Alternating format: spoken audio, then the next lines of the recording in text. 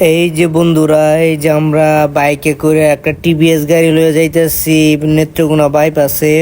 নেত্রকোনা বাইপাসটা রাস্তাটা দেখে আসি কি অবস্থা। অনেক লোক আসে শুনলাম, এই জায়গায় সবাই যায়, মেলার মতো বসে। এই যে মাঝখানে একটু রাস্তা, এই জায়গাটায় বেশি একটা পিচ করে নাই। দেখুন রাস্তাটা, যে রাস্তাটা অনেক ভালো, অটো চলে ভালো, অনেক বড় বাইপাস একটা রাস্তা করছে। এই যে চকমক যাচ্ছে গাড়ি, এই যে হুন্ডা দিয়া কোন যে বেলকি মেরে পড়ে যায় ঠিক নাই।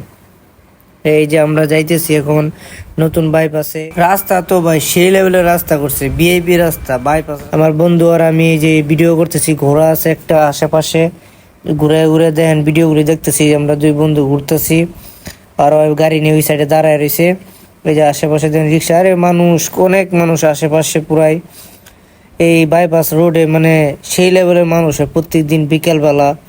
বিকালে সকালে সারাদিনই মানুষ থাকে, রাত 10টা 12টা 2টা 3টা পর্যন্ত মানুষ থাকে।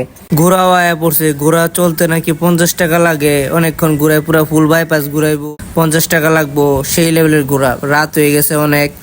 তো হুন্ডার অভাব নেই, হুন্ডার। এখন আমরা চলে যাবো। আল্লাহ হাফেজ।